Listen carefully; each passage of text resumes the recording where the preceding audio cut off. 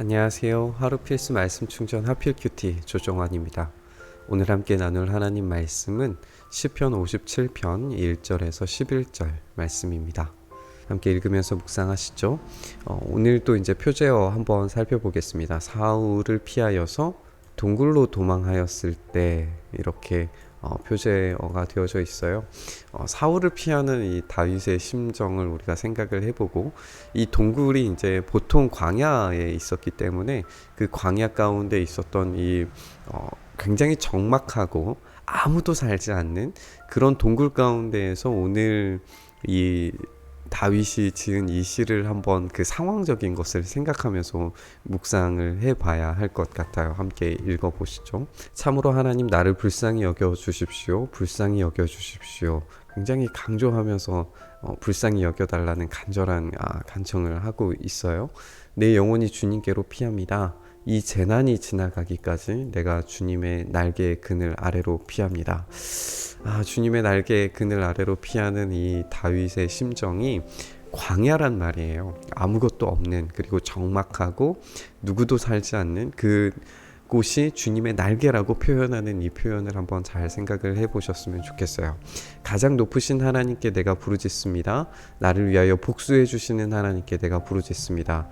하늘에서 주님의 사랑과 진실을 보내요. 여기에서 이제 사랑과 진실이 반복되는 것을 발견하게 되는데요. 이 사랑과 진실이 이제 우리가 히브리어로 헤세드와 에메트라고 이야기하는데, 이 인애와 진실, 사랑과 진실, 이것이 하나님의 이 공의를 드러내는 아주 적절한 표현이에요. 그러니까 하나님의 공의가 살아계시다면 그 공의를, 그 사랑과 그 진실을, 그 하나님의 은혜를 내게 보내주셔서 나를 구원해 주십시오.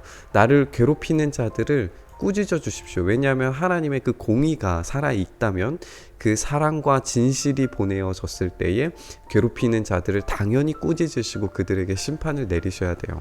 그러니까 하나님의 사랑과 진실은 나에게, 그리고 하나님의 심판은 악한 자들에게 떨어지게 되는, 이것이 바로 이 사랑과 진실, 하나님의 공의의 표현입니다. 그것을 보내달라고 지금 간절히 기도하고 있는 것을 보게 돼요. 내가 사람을 잡아먹는 사자들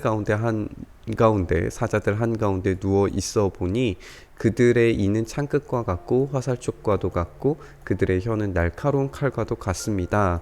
이제 완전히 이 살을 애는 듯한 그런 실제적인 위기가 지금 눈앞에 닥쳐 있는 것처럼 그렇게 그려내고 있어요. 사자들 한가운데 누워 있어 보니 라고 하는 이 표현도 지금 광야 상황을 한번 생각을 해보면 언제 사자를 맞닥뜨릴지 몰라요. 언제 위험한 동물을 만날지 모르는 겁니다.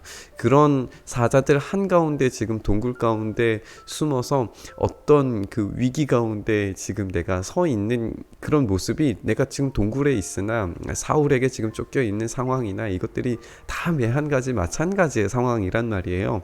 그러니까 사자가 동굴 가운데 나와서 나를 지금 집어삼키려고 하는 어떤 그런 상황을 생각을 해보는 것이 사람을 잡아먹으려고 달려드는 지금 이 사울의 모습과 별반 차이가 없다는 거예요. 그런 위기가 지금 매 순간마다, 매 초마다 지금 살을 애듯이 다가오고 있다는 것을 그렇게 느끼고 있다는 겁니다. 그런 날카로운 칼과 같은 이런 상황 가운데 놓여져 있을 때 갑자기 이 다윗의 표현 자체가 이제 바뀌게 되죠. 하나님, 하늘 높임을 받으시고 주님의 영광을 온 땅에 떨치십시오. 이게 이제 어떻게 보면 주님의 영광이라고 하는 게 아까 위에서 이야기했던 그 사랑과 진실, 헤세드와 에메트로 이야기하는 하나님의 이 공의와 관련되어져 있는 하나님의 사랑, 정의, 이런 것들과 지금 같이 연결이 되어져 있는 거예요. 그 영광을 온 땅 위에 떨치셨을 때에 나에게는 그 사랑과 보호, 주님의 그 놀라운 인애가 나에게는 임하지만 하나님의 공의는 적들에게 내리리라고 하는 어떤 그런 이야기입니다. 그래서 하늘 높임을 받으시고 주님의 영광 위에 하나님의 영광을 떨치셨을 때에 나에게는 사랑이, 적들에게는 공의의 심판이 일어나게 되는 거죠. 그들은 내 목숨을 노리고 내 발 앞에 그물을 쳐놓아 내 기가 꺾이고 내 함정을 파놓고 그들이 함정에 빠져들고 말았습니다 라고 그렇게 이야기를 하면서 이제 마침내 이 하늘의 영광 가운데 임재하신 하나님이 나에게는 보호와 위로를, 적들에게는 그들 스스로 함정에 빠져들게 되는 그런 심판을 하나님께서 하셨다라고 하는 그런 노래로 이어지고 있어요.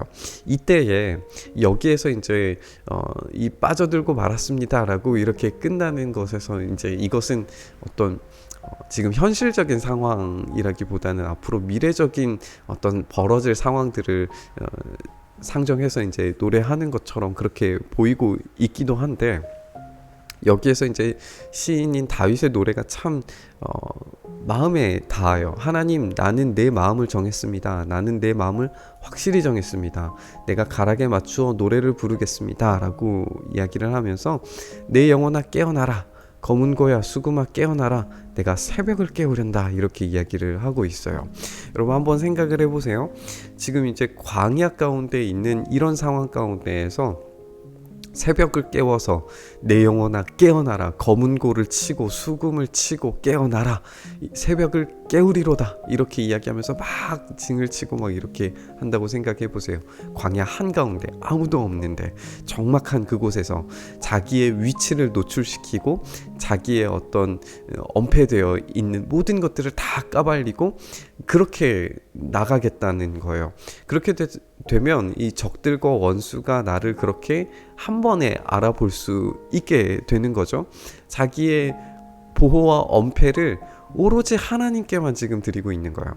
내가 주님의 날개 아래 피하고 있다라고 하는 이 말이 새벽을 깨우는 이 나의 모든 보호막들을 다 걷어내고 하나님의 보호만이 나의 유일한 보호라고 그렇게 지금 고백하고 있는 것처럼 보이는 거예요. 그래서 만민 가운데서 주님께 감사드리고 문나라 가운데서 노래를 불러 주님을 찬양하렵니다.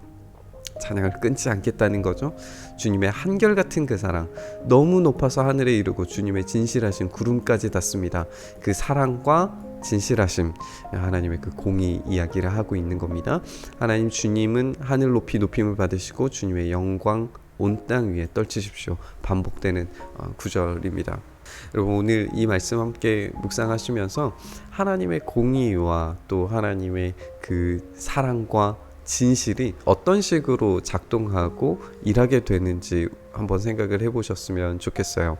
십자가는 한편으로 하나님의 강렬한 심판을 보여주지만 한편으로 하나님의 놀라운 은혜를 보여줘요.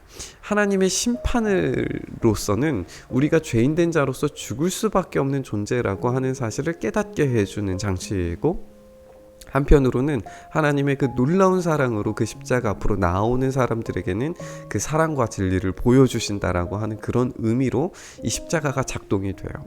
그러니까 오늘 이 시편의 본문을 함께 묵상을 할 때에 십자가도 함께 같이 묵상해 보셨으면 좋겠어요.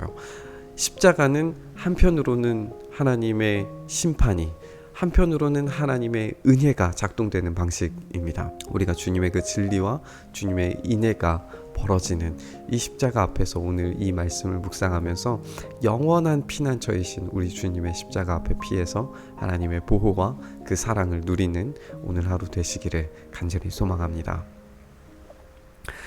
주님, 우리가 그렇게 유일한 피난처이신 주님께 피합니다.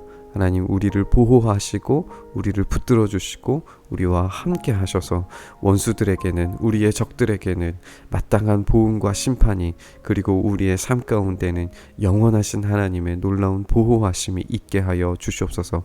그래서 주님과 함께 이 삶을 온전히 살아내어 갈 때에 하나님의 그 위로와 소망이 흘러넘치도록 역사하여 주시옵소서. 그렇게 우리를 오늘도 보호하시고 우리를 그 날개로 품어주시기를 간절히 소망하며 우리 주님 예수 그리스도의 이름으로 기도드리옵나이다. 아멘. 오늘 부딪힌 말씀 가지고 함께 기도의 자리로 나아가시죠.